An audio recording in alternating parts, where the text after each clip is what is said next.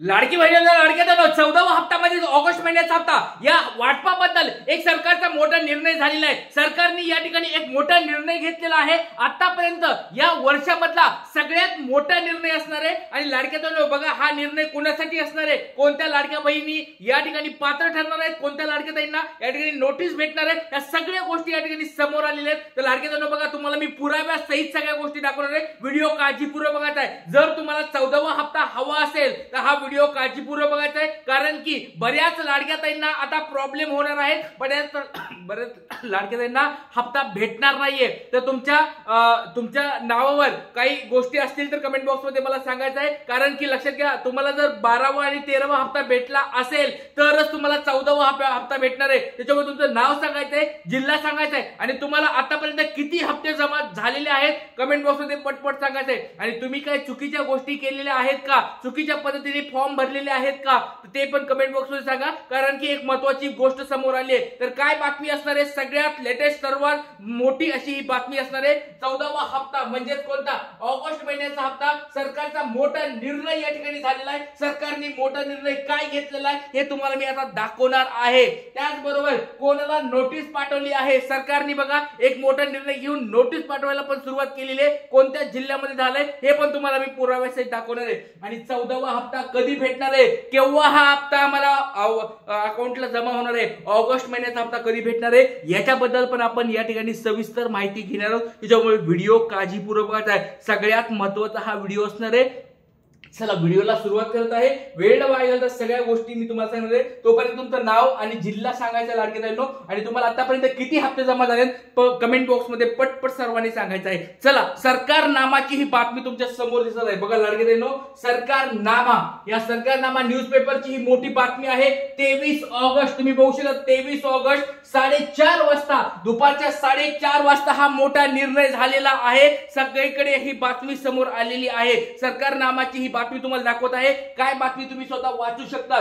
बघा, लाडकी बहीण योजना, सांगली जिल्हा परिषदेमध्ये लाडक्या बहिणींना प्रशासनाच्या नोटीस, सरकारी कर्मचारी महिलांचे दाबे दणाणले। बघा आतापर्यंत वर्षामधले, बघा या वर्षामधला सगळ्यात मोठी ही बातमी असणार आहे लाडक्या ताईंनो, कारण की सरकारने आतापर्यंत लाडक्या बहिणींना कोणालाच या ठिकाणी नोटीस पाठवलेली नव्हती। आणि बघा लक्षात घ्या सरकारचा मोठा निर्णय काय झालेला आहे, मागच्या आठवड्यामध्ये सरकारने या ठिकाणी GR देखील काढलेला आहे आणि त्याचबरोबर आता पहिली नोटीस या ठिकाणी सांगली जिल्ह्याला पाठवलेली आहे। बघा बऱ्याच जिल्ह्यामधल्या तुम्हाला मी काल पण दाखवल्या होत्या गोष्टी, त्या कर्मचारी ज्या सरकारी कर्मचारी आहेत, सरकारी ज्या अधिकारी आहेत, त्यांनी पण या ठिकाणी लाडक्या बहिणीचे पैसे वसूल केले होते। त्यांच्यासाठी एक मोठी नोटीस निघालेली आहे आणि त्यांचे पैसे परत घेतली जाणार आहेत का, त्यांच्यावर काही कारवाई होणार आहे का, या सगळ्या गोष्टी तुम्हाला आता व्हिडिओ मध्ये मी सांगणार आहे। त्याच्यामुळे व्हिडिओ काळजीपूर्वक बघायचा आहे।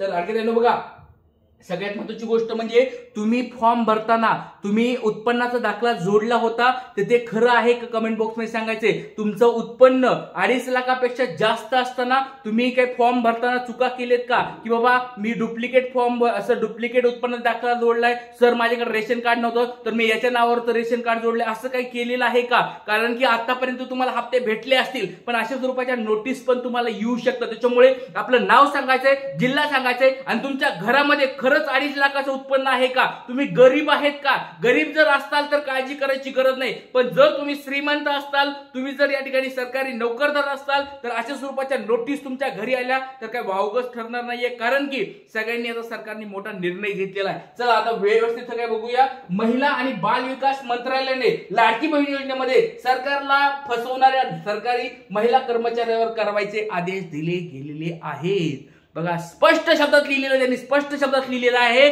की ज्या लाडक्या ताईंनी, म्हणजे कोणत्या लाडक्या ताई, ज्या श्रीमंत लाडक्या ताई आहेत, ज्या सरकारी कर्मचारी आहेत। बघा आता श्रीमंत लाडक्या ताईंचं अजून काही ठरलेलं नाहीये, कारण की 2.5 लाखाच्या उत्पन्नानुसार अजून पण पडताळणी तुमची झालेली नाहीये। त्याच्यामुळे ती टेन्शन घ्यायची तुम्ही अजून बंद करा की लाडक्या ताई म्हणतील की सर आमच्या घरामध्ये आता आम्ही कोणी सरकारी नोकरदार आहे आमचं काय असं काय, तर लाडके बहिणी बघा सरकारी कर्मचारी ज्या महिला आहेत त्यांच्यावर पहिली कारवाई होईल. म्हणजे ज्या स्वतः सरकारी कर्मचारी आहेत, ज्यांची स्वतःची नोकरी चालू आहे, तर त्या लाडक्या ताईंनी ज्यांनी फॉर्म भरले होते, ज्यांनी लाडक्या बहिणीचे फॉर्म भरून पैसे घेतलेले आहेत, त्या लाडक्या ताईला नोटीस पाठवा अशा स्वरूपाची सरकारची मोठी बातमी आली आहे आणि सांगली जिल्ह्यामध्ये सुरुवात झालेली आहे. तर लाडके बहिणींनो काळजी करू नका, बघा व्हिडिओ काळजीपूर्वक बघायचा आहे, कारण की आतापर्यंत या वर्षामधला पहिला दणका सरकारने, हा पहिला दणका सरकारने लाडक्या बहिणींना किंवा ज्या लाडक्या बहिणी चुकीच्या पद्धतीने फॉर्म भरलेत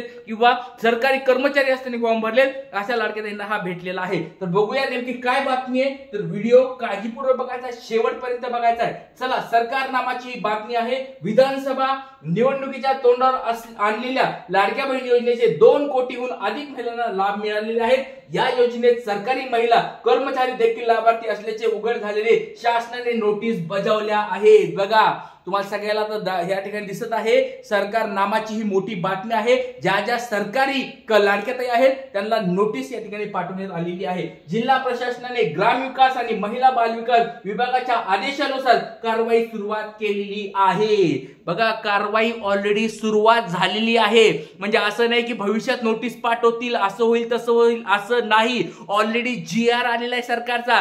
GR मागच्याच आठवड्यात आलाय आणि त्याच्यानंतर आता कारवाईची देखील सुरुवात झालेली आहे. आता कारवाई कोण कोण करणार आहे? महिला व बाल विकास अधिकारी आणि ग्राम याच्या ठिकाणी महिला व बाल विकास अधिकारी आणि जिल्हा प्रशासनाचे ग्राम विकास अधिकारी हे या ठिकाणी काय करणार आहेत? एकत्र येऊन काम करणार आहेत, ते शोधणार आहेत अशा कोणत्या लाडक्या बहिणींनी फॉर्म भरले होते ज्या की सरकारी नोकरदार आहेत, त्यांच्यावर कारवाई होणार आहे. आणि आता काय कारवाई होते आता तुम्हाला मी सांगतो, सगळ्या गोष्टी काळजी करू नका. जर आपला व्हिडिओ ज्या बघत आहेत लाडक्या ताई, अशा कोणी ताई आहेत का ज्या सरकारी कर्मचारी आहेत, स्वतः सरकारी नोकरदार आहेत, अशा कोणी लाडक्या ताई आहेत का? कमेंट बॉक्समध्ये पटपट सर्वांनी सांगायचं आहे. कारण की जर तुम्ही असं कोणी असाल तर तुम्हाला नोटीस या 1 ते 2 आठवड्यामध्ये तुमच्या घरामध्ये येणार आहे. पोस्टाने येईल किंवा तुम्हाला ऑफिसमध्ये येईल किंवा तुम्हाला तुमच्या वरचे अधिकारी तुम्हाला सांगतील. हे पण लक्षात घ्या, कर्मचारी असताल तर तुमच्या अशा स्वरूपात नोटीस तुम्हाला येणार आहेत. तर विधानसभा निवडणुकीच्या तोंडावर महायुती सरकारने लाडकी बहीण योजना आणली, त्यानंतर राज्यातील 2 कोटीहून अधिक महिलांचा लाभ घेतला आहे. पण आता विविध सरकारी योजना व निकषात न बसणाऱ्या महिलांना अपात्र ठरवण्याचा धडाका शासनाने लावलेला आहे. अशातच राज्यातील सरकारी महिला कर्मचाऱ्यांना या योजनेचा लाभ घेतल्याने उघड झालेला आहे. त्यानंतर आता सरकारने कारवाईचे बडका उघडण्यात भूमिका घेतली आहे. जिल्हा प्रशासनाने ग्रामविकास विभाग आणि महिला बाल विकास मंत्रालयाच्या आदेशाप्रमाणे जिल्हा परिषदेतील 9 लाभार्थ्यांना नोटीस बजावल्या आहेत. त्यामुळे सरकारी कर्मचाऱ्यांना महिलांचे दाबे दणाणले आहेत. बघा हे सांगली जिल्ह्याचं फक्त मर्यादित नाहीये, अशी आता सुरुवात झाली. अशा भरपूर साऱ्या लाडक्या ताई आहेत ज्या की सरकारी कर्मचारी आहेत आणि त्यांनी हे लाभ घेतलेले आहेत आणि त्यांच्यावर ही कारवाई आता सुरुवात झालेली आहे.